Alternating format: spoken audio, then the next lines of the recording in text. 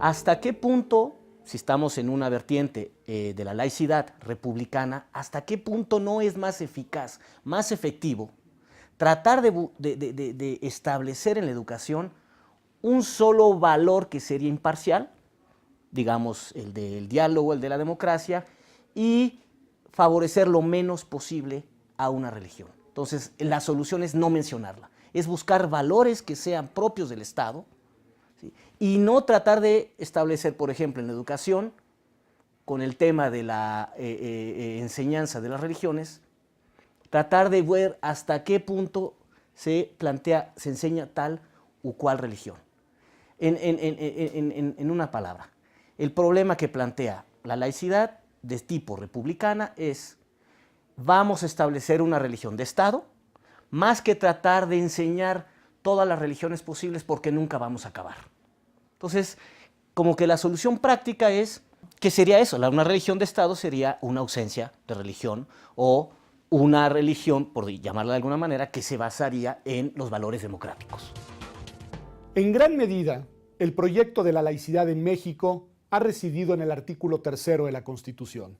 Es el artículo en el que se establecen los principios que rigen a la educación, en particular a la educación pública en el país. Y en este terreno, la laicidad tiene un protagonismo fundamental. Esto no es casual. Después de todo, de lo que aprenden los niños y las niñas en el aula depende el tipo de sociedad que vamos construyendo. Y quienes les transmiten esos conocimientos son los maestros. Por lo mismo, es fundamental en una república laica garantizar que los maestros tengan un verdadero compromiso y comprendan a cabalidad las implicaciones de la laicidad. Implicaciones que tienen que ver con el respeto a la diversidad en las aulas, con la tolerancia entre quienes piensan distinto, con el reconocimiento de la pluralidad como un bien valioso y con algo que es fundamental, con la comprensión de que las niñas y los niños deben de poder profesar con toda libertad la creencia religiosa de su preferencia, o si así lo deciden, no profesar ninguna. Bueno, después de escuchar estas opiniones de Daniel Gutiérrez y Pedro Salazar, regresamos con nuestras invitadas, las doctoras Margarita Zorrilla Fierro y Teresa Bracho, quienes nos han estado platicando precisamente acerca de este tema de los maestros, muy interesante, y que ya me di cuenta que no nos va a alcanzar el programa, pero voy a tratar de que platiquemos de cosas centrales. Una de estas cuestiones es, me contaban, bueno, todos sabíamos, uno entraba a la escuela normal de maestros y salía con una planta, salía ya con la chamba asignada, y ahora eso ya no se puede. Y eso significa que, bueno, pues que ya no es como antes, que hay que pasar por una evaluación para ver si se puede en efecto tener esa planta.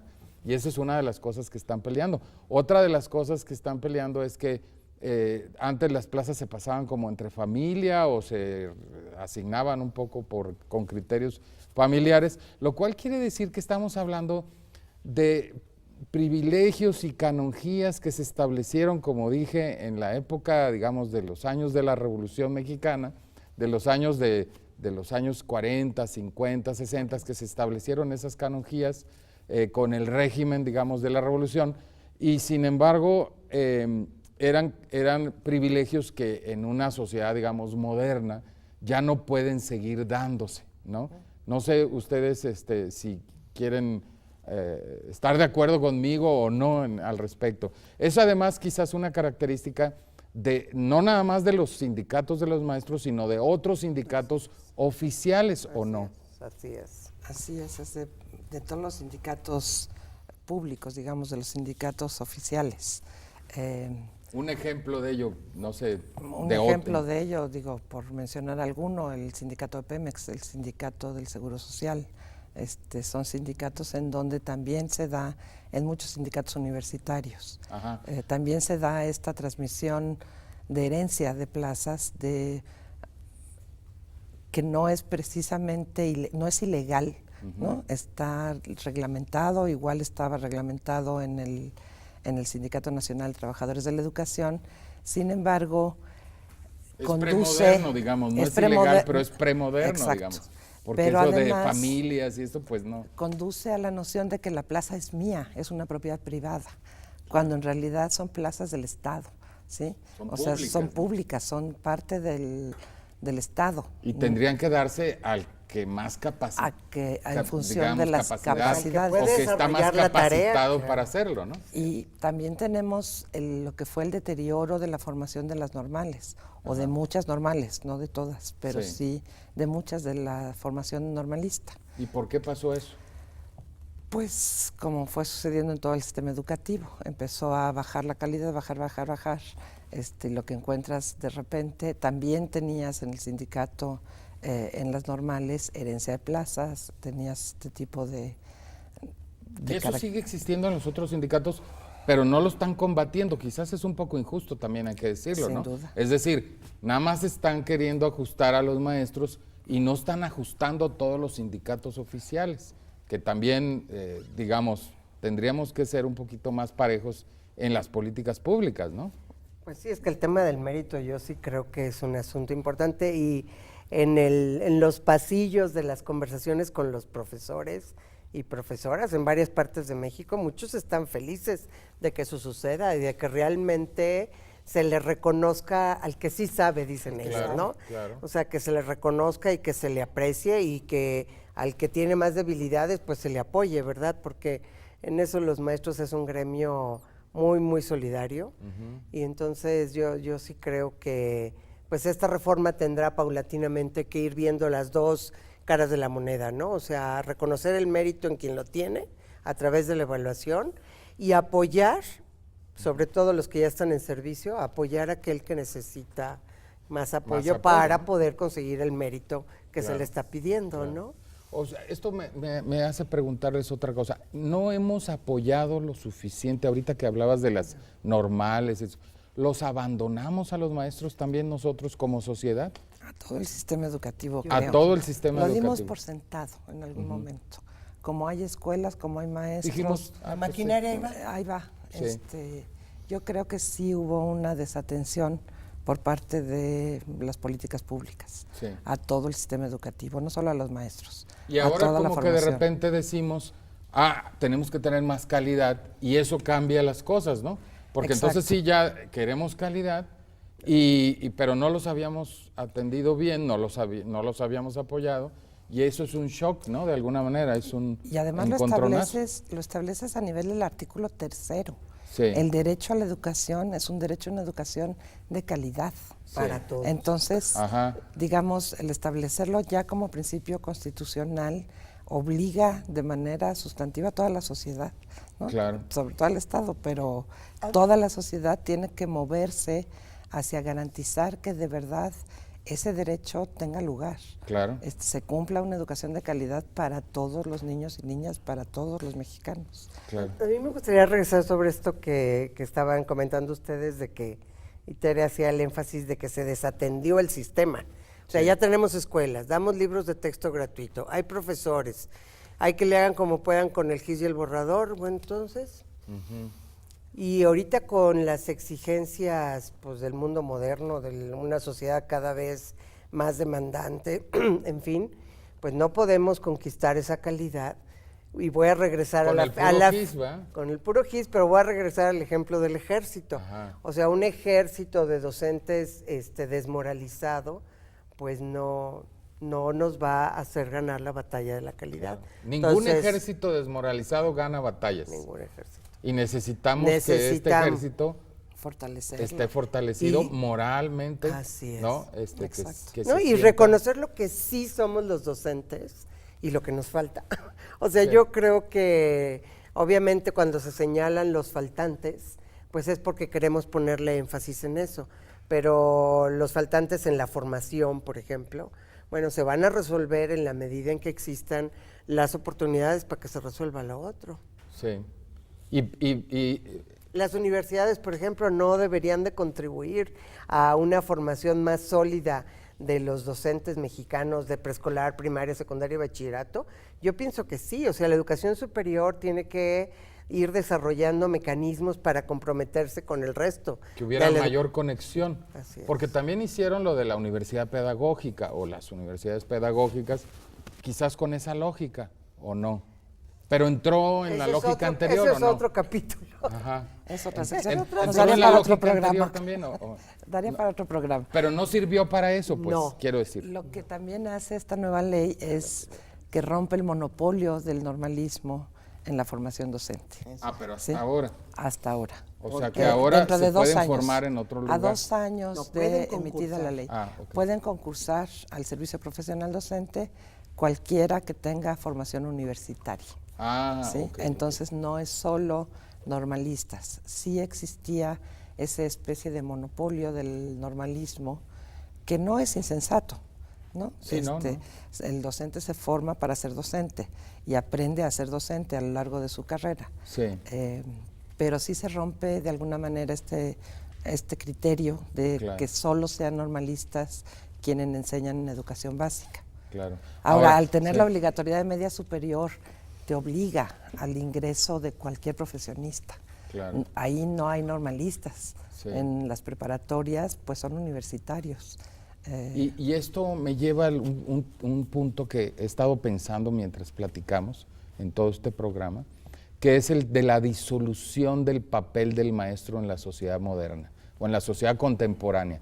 Porque me daba la impresión, yo siendo especialista del tema de sociología de la religión, en algunos casos se estudia a los sacerdotes como habiendo perdido su papel que tenían en la sociedad y quizás algo parecido les pasó a los maestros, ¿o no? Espero que no. Ok. Digamos, te lo planteo Ok. como auténtica esperanza. Sí. Yo creo que no, que el docente va a seguir desempeñando un rol sustantivo. Sí. Es, digamos, la primera puerta de un Estado a sus pequeños y futuros ciudadanos. Sí.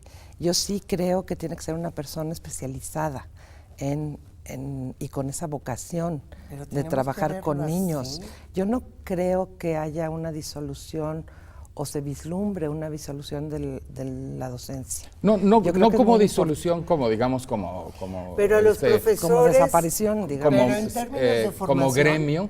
pero sí como de su papel, el papel que solía tener el maestro hace 50 años, ya no lo tiene. En eso Y al sacerdote y al maestro les ha pasado lo mismo. Ajá, Quizás a era lo los que- médicos en alguna medida, porque los médicos también eran figuras claves en las comunidades.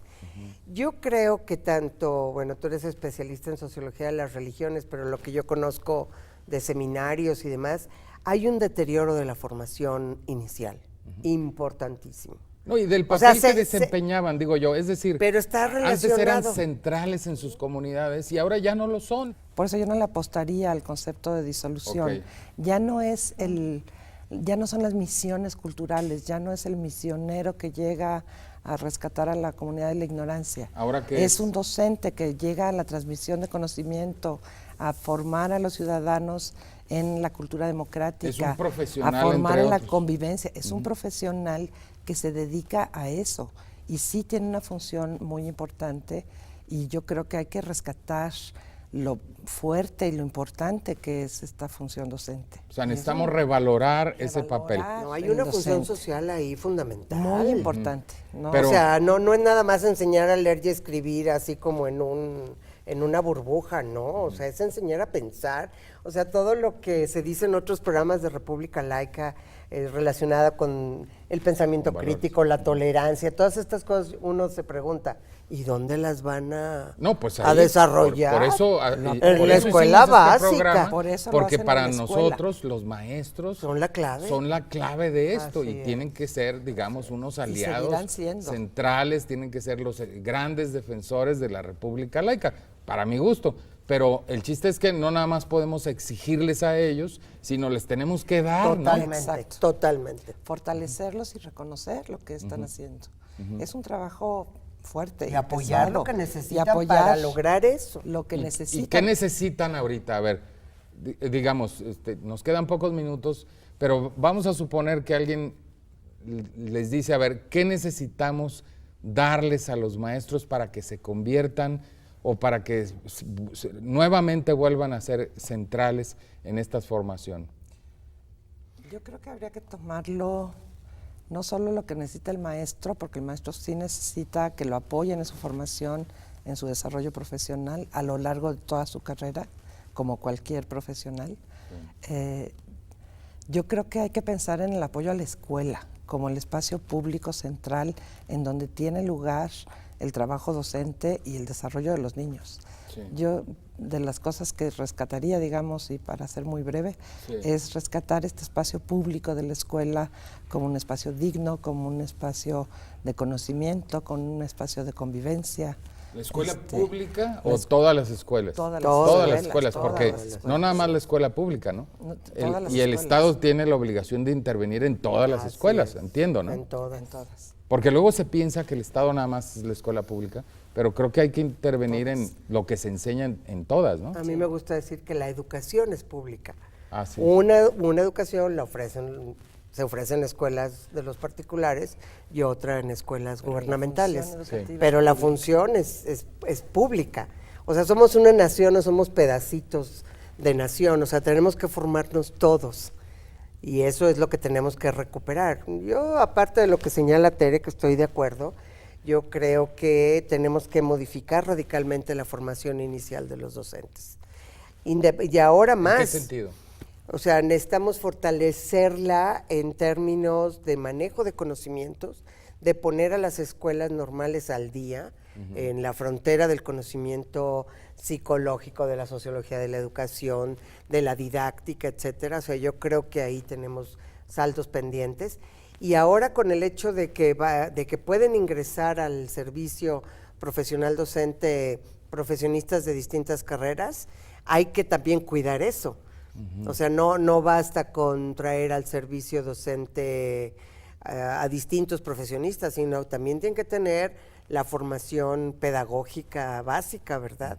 Ninguno de nosotros se animaría a hacer una operación a corazón abierto, ya no, digo, puse una muy grave, pero sí, tampoco a sacarle una uña enterrada a alguien. Claro. ¿Por qué? Porque se necesita saber cómo hacer eso.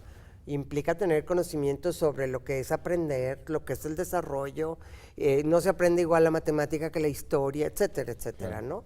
O sea, y poner en el centro el conocimiento, yo creo que eso es clave.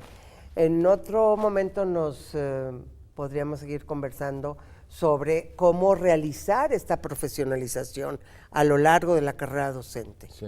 ¿Y qué papel jugaría la escuela en eso? Entonces tenemos la escuela y el conocimiento, y me queda así como gran enseñanza que pues hay que apoyarlos, ¿no? Quizás les estamos exigiendo y los estamos criticando, pero creo que también es nuestro papel apoyarlos para que cumplan el papel que nosotros esperamos de ellos, ¿no? Sí, mira, por ejemplo, ahorita hay toda una corriente que se está empezando sobre el tema de la convivencia escolar, porque claro, pues si socialmente tenemos en México problemas de violencia cada vez mayores, bueno, pues convivencia escolar, bueno, ¿y cómo se hace eso? Así es. Y ya no hablamos de la pluralidad creciente en nuestra sociedad y cómo manejarla, pero se nos acabó el tiempo y esperamos tenerlas en otra ocasión, en otro programa, porque evidentemente muchos de estos temas apenas los tocamos y hay muchísimo más que debatir sobre esto. Hagamos una serie. Así es, vamos haciendo una serie. Una serie, vamos viendo pedacito por Muy pedacito. Bien. Pues muchísimas gracias gracias por su intervención. Muchas por su gracias, participación en República Laica. Muchas gracias. Nosotros regresamos para las conclusiones. Continuamos entonces con nuestras conclusiones en República Laica y como hemos visto con nuestros expertos con los cuales tratamos el tema de los maestros y la educación laica en nuestra república, el tema es muy complejo, inicia, digamos, desde el punto en el que los maestros son una especie de ejército de la sociedad para llevarla a mejores caminos, pero un ejército que no está motivado, un ejército que no tiene los suficientes incentivos, no puede hacer bien su trabajo. Y hemos hablado sobre cómo el tema se centra precisamente en la necesidad de reforzar el papel de la escuela, de reforzar precisamente el papel de los maestros, quizás en algún momento asumimos que ellos harían todo y que no necesitaban más de nuestro apoyo, pero la verdad es que creo que queda claro que estos maestros que son centrales en la transmisión de los valores de la República, valores centrales como la libertad, el respeto, la tolerancia y muchas otras cosas que necesitamos en nuestra sociedad, que es crecientemente plural, serán ellos quienes los transmitan, serán los maestros. Así que creo que la mejor consigna que podemos tener es apoyar a estos maestros, apoyar a la escuela mexicana, que es una escuela para todos.